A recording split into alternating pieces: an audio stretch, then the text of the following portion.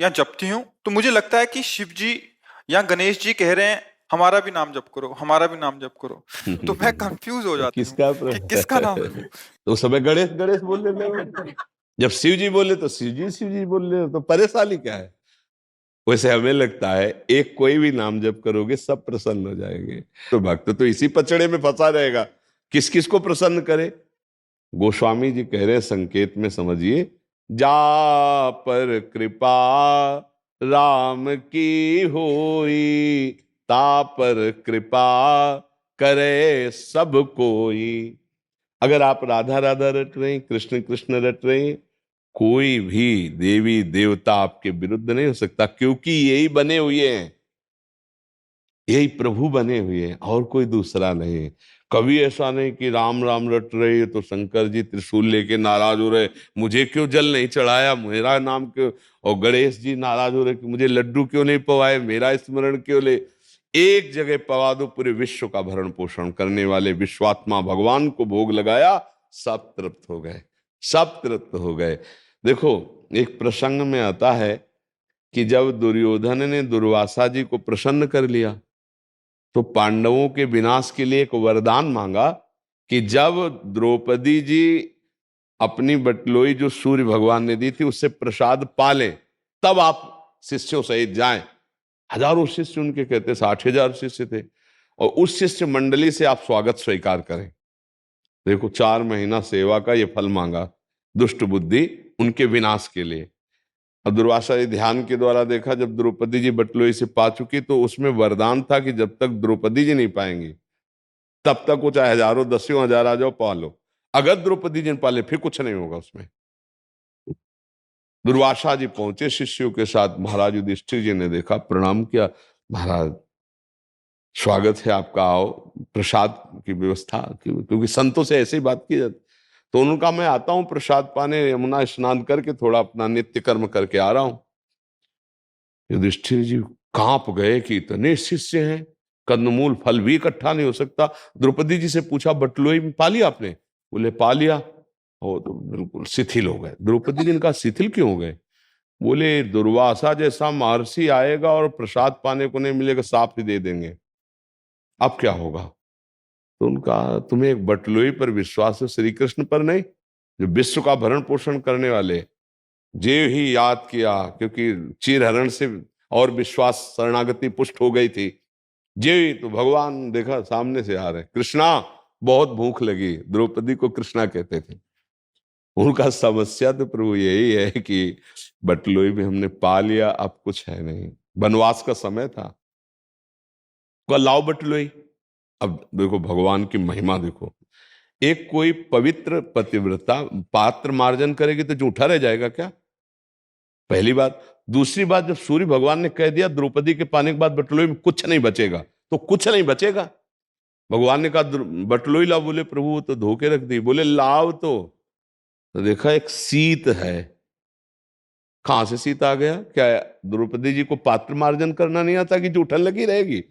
क्या भगवान सूर्य ने कहा है कि पाने के बाद कुछ नहीं बचेगा तो वरदान काम नहीं करेगा? कर तुम अकर तुम अन्यथा कर तुम श्री कृष्ण। वो ऐसे शीत निकाला और ऐसे कहा, जाओ ऋषियों को बुला लाओ। और उधर सबके पेट क्या यहां तक अफरा गए। भीम जी गए और कहा, प्रभु दुर्वासा जी से, पकवान सब तैयार हैं, आओ महाराज। बोले, भाई आचमन करने की जगह ले रह गई, जो चाहो वरदान मांग लो, ये पाने की बात मत कहना, शिष्यों से पूछ लो। शिष्यों ने कहा, गुरु जी बिल्कुल यहां तक।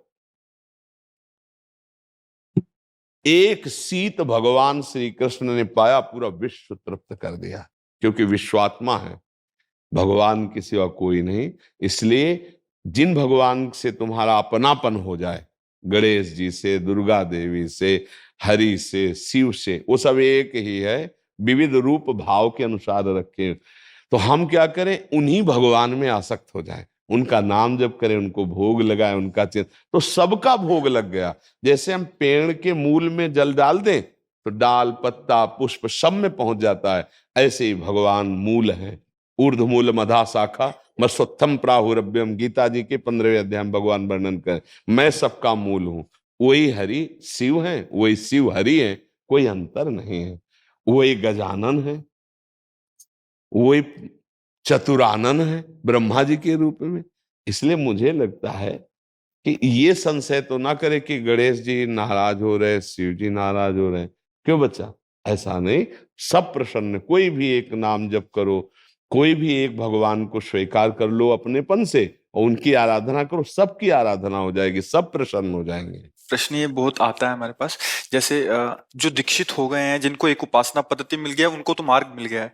कुछ ऐसे हैं जो नाम जप करते थे, पहले हनुमान जी का करते थे या किसी अन्य देवी देवता का करते थे, बट अभी जैसे राधा नाम में रुचि हुई या राम नाम में रुचि हुई, उनको बहुत भय बना रहता है कि ये नहीं, नाराज हो जाएंगे। हाँ नहीं, अच्छा, नाराज हो जाएंगे तो हमारा अनर्थ हो जाएगा, ऐसा ये उसके भी मुख्य भाव ये रहता है। हाँ नहीं नहीं नहीं, सब भगवान एक ही है। कभी तुमको ऐसा प्रसंग दिखाई दे रहा हो कि वो पहले उनके भक्त रहे और फिर नाराज हो गए, भगवान ने उनका विनाश कर दिया, आज तक इतिहास में हमको दिखाना किसी भी एक का।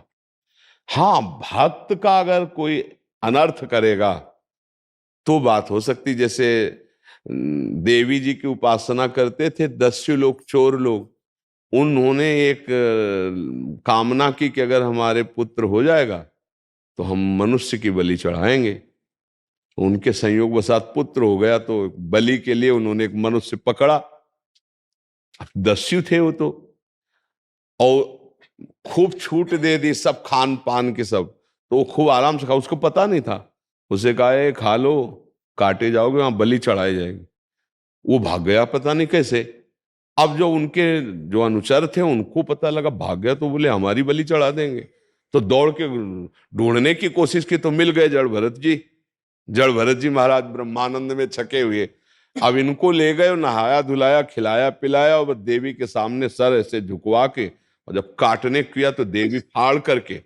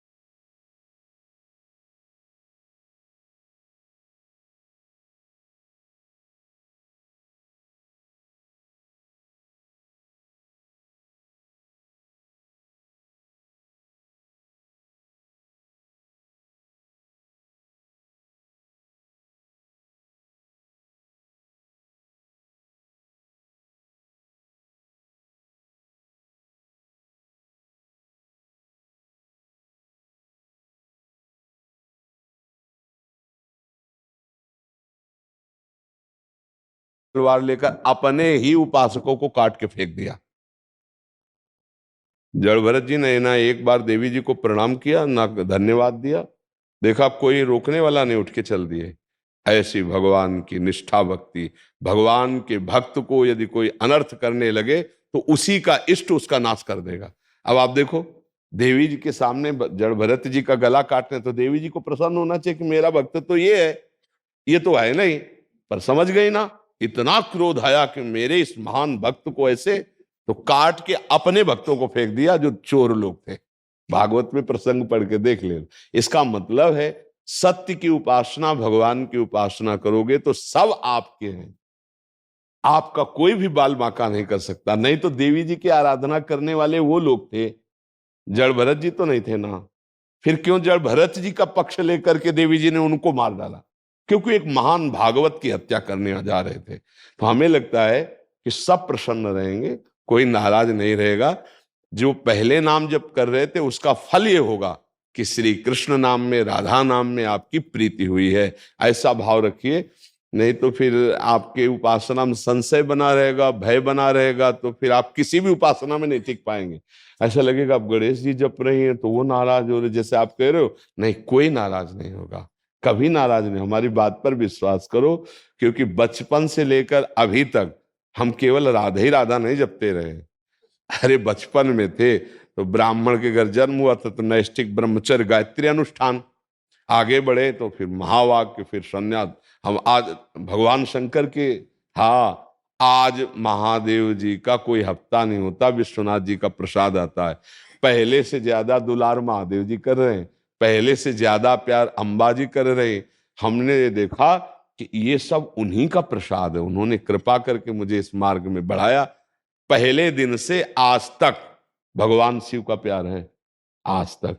पहला दिन था जब घर से निकले थे तो 12 बजे दोपहर के एक शंकर जी का मंदिर जंगल में अकेले था, वहां भाग करके गए। पहले दिन जब घर से भागे थे, अब लगी भूख, बच्चे ही थे त्यारा, तो लगा मांगना तो आता नहीं था, घर में अम्मा से मांगना आता था, अब किससे कहे। तो एक मन ने कहा लौट चलो। कांप गए कि यार अभी तो घर से भगवान के लिए निकले, मन ने धोखा दे दिया, कह रहा लौट चलो, भोजन कौन देगा।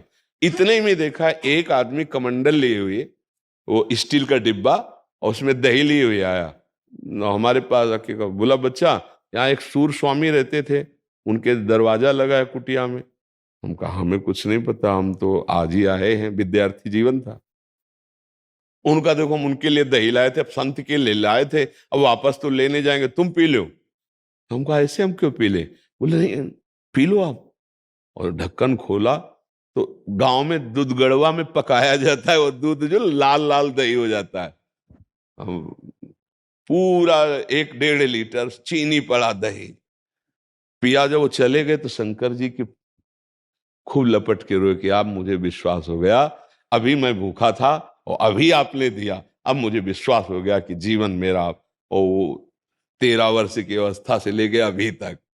हाँ, तो हमको तो नहीं लगा कि हम राधा राधा बोलेंगे तो शिव जी नाराज हुए। हमें लगा शिव जी की कृपा हुई है तभी हम राधा बोल पाए हैं, तभी हम वृंदावन में उपासना प्राप्त किए हैं।